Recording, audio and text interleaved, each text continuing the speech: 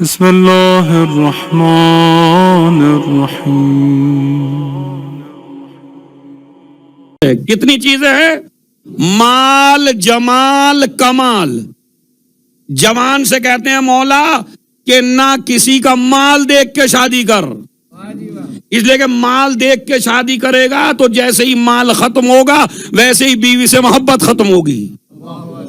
نہ جمال دیکھ کے شادی کر، ہو سکتا ہے کوئی بیماری آ جائے تیری بیوی کا چہرہ خراب ہو جائے، اگر جمال سے محبت ہوگی تو بھی تلخیاں پیدا ہوں گی۔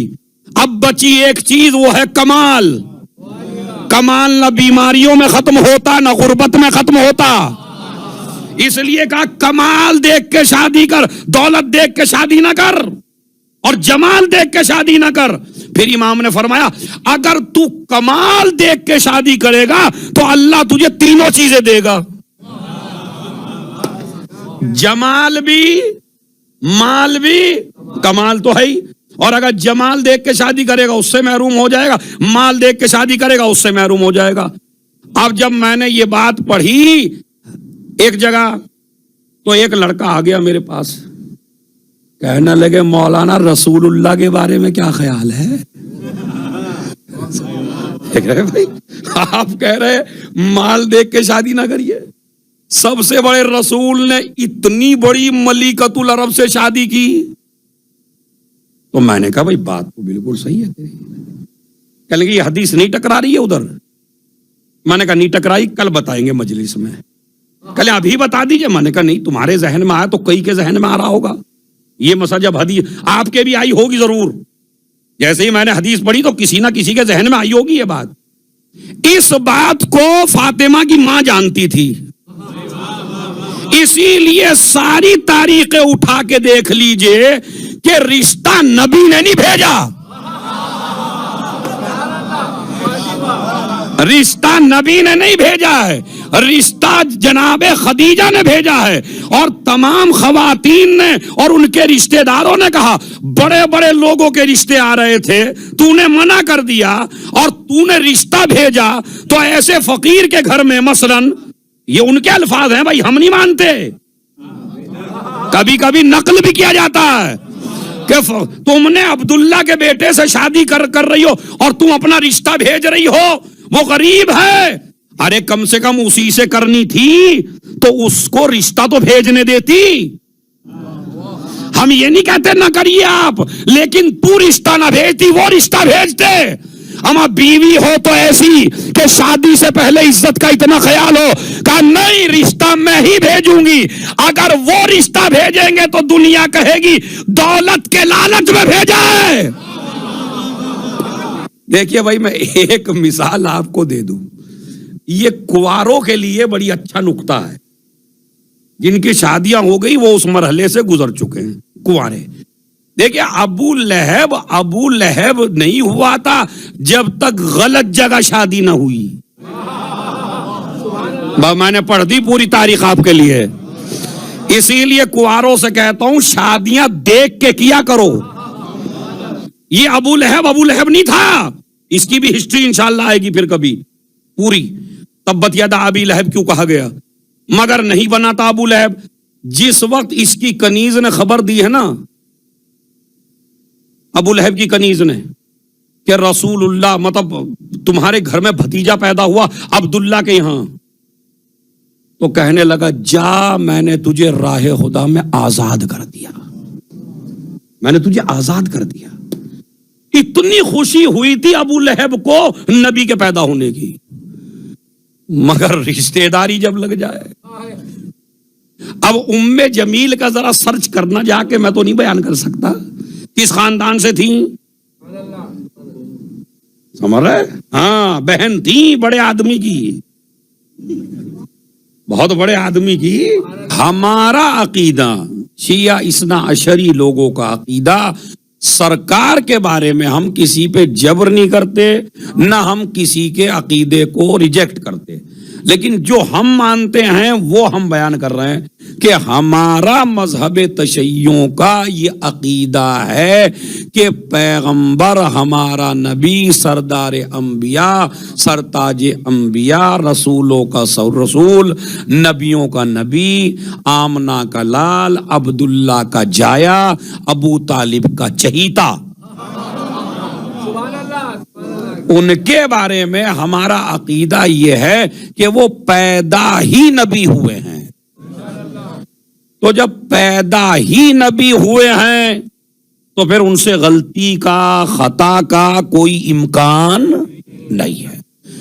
یہ ہے کہ ہم تو 40 سال کے بعد نبی مانتے ہیں، اس سے پہلے عام آدمی مانتے ہیں، تو جو ایسا مانتے ہیں وہ کچھ بھی مانیں، لیکن ہماری مجبوری یہ ہے بھائی، ہم اس لیے کہتے ہیں کہ ہمارا نبی پاک و پاکیزہ ہے، اس لیے کہ ہم یہ کہتے ہیں کہ وہ پیدا ہو کے نبی نہیں بنا ہے، اور اس کے لیے ہمارے پاس دلیل ہے۔ دیکھیے ہمارے نبی کے 4 ٹائٹل ہیں، اب اس کو غور سے سنیے گا، خلاصہ ہے نا آج اشرے کا، میں توجہ چاہتا ہوں آپ جوانوں سے، بڑی علمی بات ہے۔ 4 ٹائٹل ہیں، ایک ہے احمد، ایک ہے محمد، یہ بھی اگلے سال بحث ہوگی کہ محمد کس نے نام رکھا، احمد محمد، ایک ہے جسے کہیے حبیب، بشیر، نذیر، سراج منیر، طٰہٰ، یاسین، مزمل، مدثر، سمجھ رہے؟ تو محمد، احمد، یہ نام پہ آ جائیے، یہ 2 تو نام ہے، ایک احمد ایک محمد۔ اس کے بعد آ جائیے عبد، اس نبی کو عبد بھی کہا گیا ہے، اس نبی کو رسول بھی کہا گیا، یا ایھا الرسول بلغ، تو رسول بھی کہا گیا، اس نبی کو محمد بھی کہا گیا، اور اس نبی کو عبد بھی کہا گیا۔ اب یہ تھوڑا سا میں توجہ چاہتا ہوں، چونکہ بڑا گہرا مسئلہ ہے، اگر آپ اسے سمجھ لیں، ایک صلوات بآواز بلند پڑھے محمد والے۔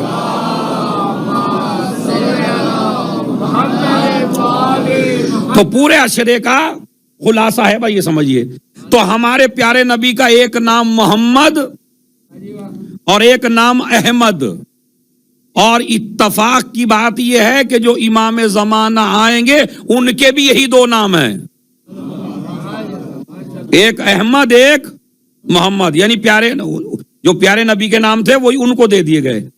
تو ایک ہے رسول، ایک ہے محمد، ایک ہے احمد، ایک ہے عبد۔ ابھی القاب کی بات چھوڑ دیجئے، اب مجھے آپ یہ بتائیے، جو یہ آیت ہے بسم اللہ الرحمن الرحیم، ذرا سب مل کے پڑھیں گے، ان اللہ و ملائکتہ، پڑھیے ذرا مل کے، ہاں، صلو علیہ وسلم، یہ آیت ہے، اللہم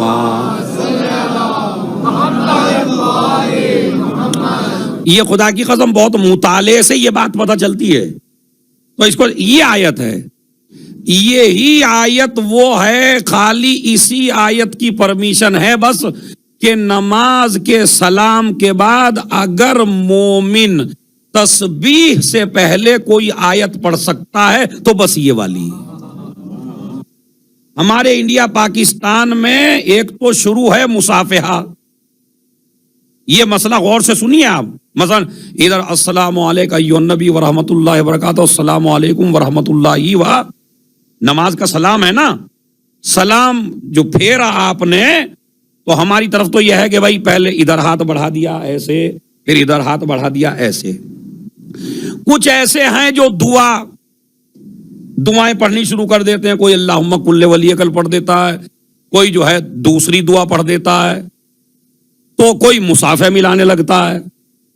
یہ ساری چیزیں روایات کے حساب سے مناسب نہیں ہیں، اب وہ کیوں نہیں ہے وہ سنیے آپ، اس لیے کہ ہمارے امام کی حدیث ہے کہ سلام میں اور تسبیح میں کسی شے کو آپ بیچ میں نہیں لا سکتے۔